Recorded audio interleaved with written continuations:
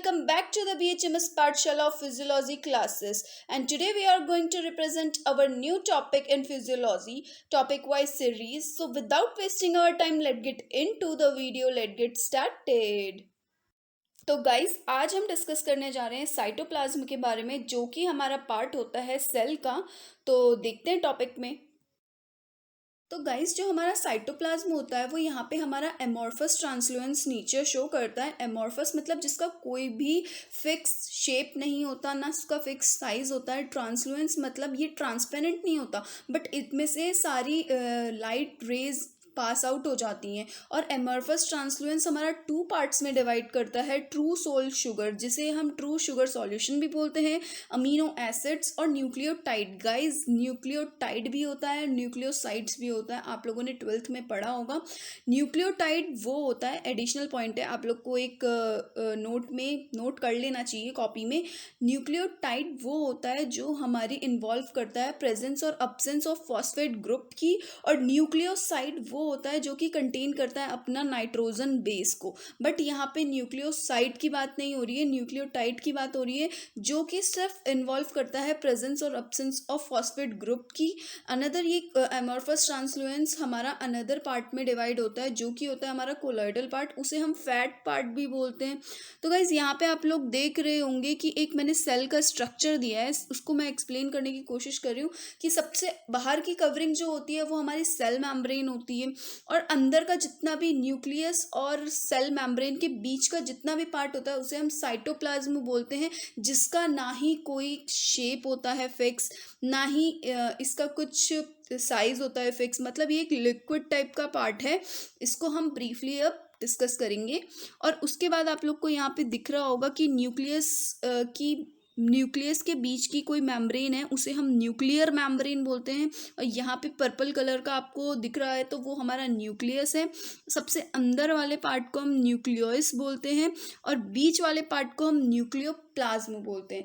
तो गाइस एक additional point है जो कि मैंने इधर स्लाइड में शो नहीं किया है, बट आपको पता होना चाहिए कि प्रोटोप्लाज्म किससे बन के मिलता है। प्रोटोप्लाज्म हमारा न्यूक्लियोप्लाज्म, जो कि हमारा न्यूक्लियस के अंदर का लिक्विड होता है, और साइटोप्लाज्म जो कि हमारा न्यूक्लियस के बाहर का लिक्विड होता है।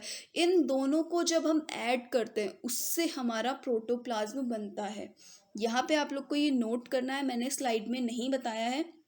ये एक स्टार पॉइंट है, आपको पता होना चाहिए कि अगर आपसे कभी भी क्वेश्चन पूछा जाए कि प्रोटोप्लाज्म क्या होता है, आपको सिंपल वे में बोलना है कि न्यूक्लियोप्लाज्म और साइटोप्लाज्म को मिक्स करके ही हमारा प्रोटोप्लाज्म बनता है। नेक्स्ट है यहाँ पे हमारा cytoplasm differentiated.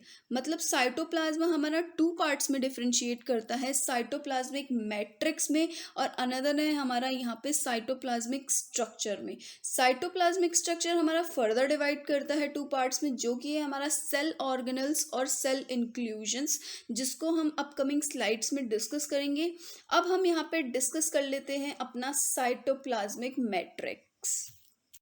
It is a site of organelle and inclusions. मतलब साइटोप्लाज्मिक मैट्रिक्स जो है ना गाइस हमारा, वो एक जरिया है, वो एक प्लेस है जहाँ पे ऑर्गेनल, सेल ऑर्गेनल और सेल इंक्लूजन्स हमारा एक्टिविटी शो करती हैं अपनी।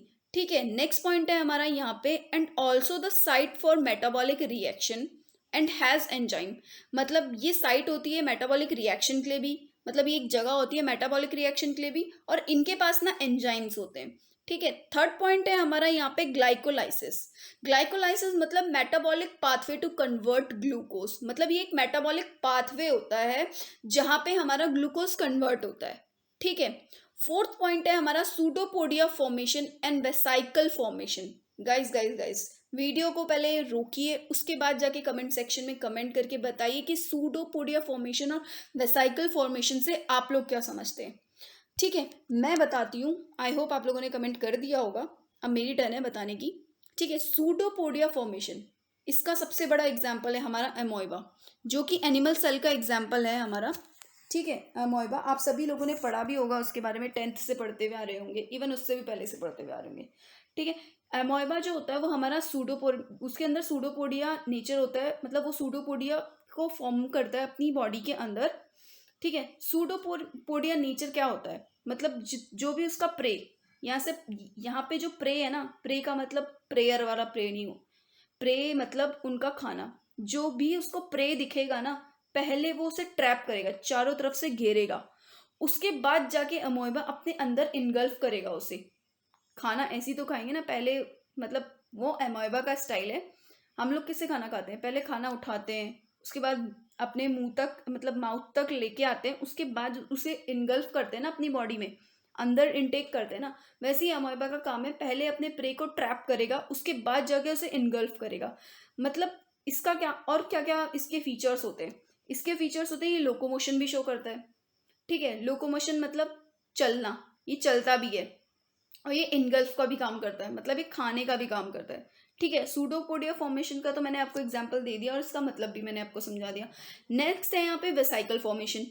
अब वेसाइकल फॉर्मेशन क्या होता है, ये एक नेचुरल प्रोसेस होती है जिसमें कि हमारा सिक्रीशन और ट्रांसपोर्ट दोनों काम होते हैं। अब किसका सिक्रीशन और किसका ट्रांसपोर्ट, मटेरियल का ट्रांसपोर्ट होता है जो कि होता है हमारा प्लाज्मा मेम्ब्रेन के अंदर। मतलब ये पहले सिक्रीट करेगा मटेरियल को, ठीक है, उसके बाद उसी को ट्रांसपोर्ट करता है हमारी प्लाज्मा मेम्ब्रेन में। ये हो गया हमारा वेसाइकल फॉर्मेशन का काम। ठीक है, नेक्स्ट जो हमारा यहाँ पे पॉइंट है वो है प्रॉपर डिस्ट्रीब्यूशन ऑफ सबस्टेंस। मतलब साइटोप्लाज्मिक मैट्रिक्स जो होता है ना गाइज हमारा, वो प्रॉपर डिस्ट्रीब्यूट करता है सबस्टेंस को। ठीक है, सिक्स्थ पॉइंट है हमारा cytoplasm also show circular movement which is term as cyclosis. ये यहाँ पे साइटोप्लाज्म मैट्रिक्स का पॉइंट नहीं है गाइज, ये पूरा ओवरऑल साइटोप्लाज्म का ही पॉइंट है। इसका मतलब है साइटोप्लाज्म जो होता है हमारा वो सर्कुलर मूवमेंट शो करता है, जिसका नाम, जिसे हम अलग से बोलते हैं साइकोलाइसिस। अब साइकोलाइसिस क्या होता है, साइकोलाइसिस हमारा दो पार्ट्स में डिवाइड करता है, रोटेशनल मूवमेंट जिसे हम यूनिडायरेक्शनल बोलते हैं, और सर्कुलर मूवमेंट जिसे हम मल्टी डायरेक्शनल बोलते हैं।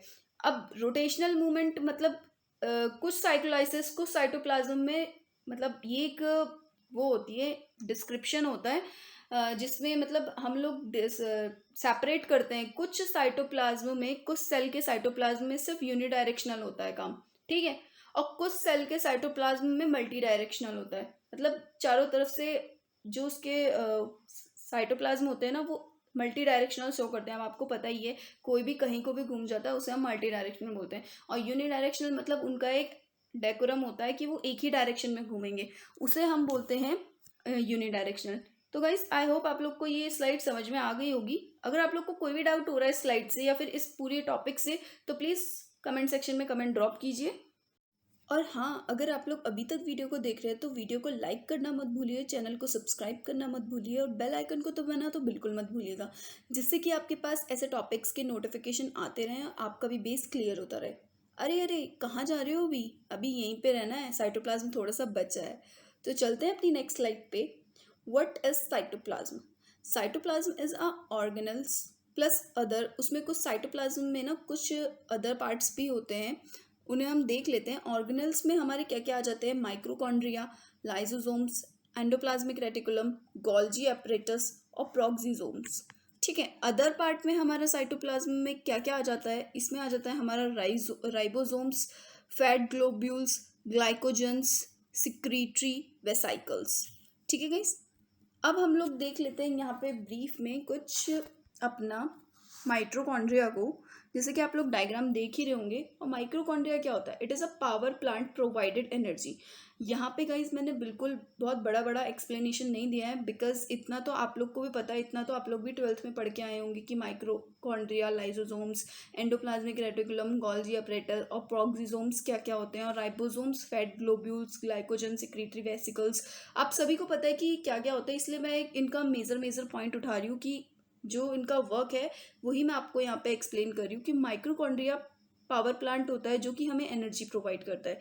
नेक्स्ट है हमारा यहाँ पे लाइसोसोम्स, जिसे हम शोल्डर और डिस्ट्रॉय दोनों बोल सकते हैं। मतलब ये हमारे एक सेल को प्रोटेक्ट करता है, और जितने भी बाहर की चीज़ें होती है, जितनी भी डिस्ट्रॉयड चीज़ें होती हैं, जैसे सेल, कोई भी सेल डिस्ट्रॉय हो जाता है, लाइसोसोम क्या करता है, उसे अपने मतलब लाइसोसोम के पास भी एक नेचर होता है जिसे हम सूडोपोडिया फॉर्मेशन भी बोल सकते हैं। मतलब लाइसोसोम सूडोपोडिया फॉर्म करता है अपने अंदर, जिससे कि जितनी भी डिस्ट्रॉयड चीज़ें होती है वो उन्हें इनगल्फ कर लेता है अपने अंदर।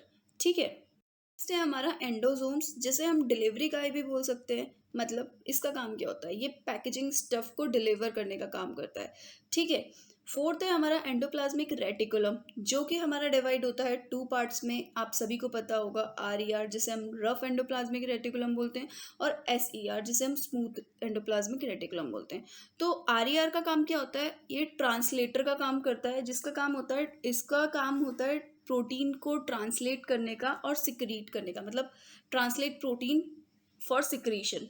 ठीक है। नेक्स्ट है हमारा SER। SER को हम, जिसको हम डाउघट भी बोल सकते हैं, मतलब फैट सिंथेसिस। SER का काम होता है फैट को सिंथेसिस करने का। फिफ्थ है हमारा गोल्जी apparatus, इसे हम शूटर बोल सकते हैं मतलब ये मॉडिफाई करता है सेलुलर प्रोडक्ट्स को, और उसे शॉर्ट करता है और डायरेक्ट डिलीवरी करता है। ठीक है।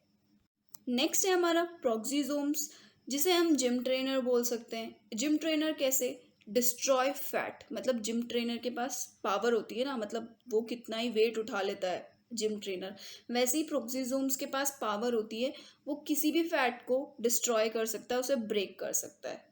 आई होप गाइज आप लोग को ये वीडियो पसंद आई होगी। अगर आपको वीडियो पसंद आई तो लाइक कर दो, शेयर कर दो और चैनल को सब्सक्राइब कर दो। और गाइज ये वीडियोस को ऐसा फ़नी बनाने का यही मोटिव है, क्योंकि अगर एज अ स्टडी को हम सीरियस पॉइंट से पढ़ेंगे तो शायद वो हमें लर्न ना हो पाए या फिर समझ ना पाए। बट अगर हम उन्हें अपनी डेली लाइफ से कनेक्ट कर देंगे, या फिर हम जो चीज़ देखते हैं अगर हम उनसे अपनी वीडियो के पॉइंट्स, मतलब स्टडी के पॉइंट्स को कनेक्ट करने लगेंगे, तो वो ज़्यादा बेटर आपको समझ में आएगी। और अगर आपको मेरी एक्सप्लेनेशन समझ में आती है तो प्लीज़ आप ये वीडियो को लाइक करें और दूसरों तक शेयर करें, जिससे कि आपके साथ और लोगों को भी पढ़ाई करने में इंटरेस्ट आए। तो मिलते हैं नेक्स्ट वीडियो के साथ, तब तक के लिए stay safe, stay healthy, bye bye.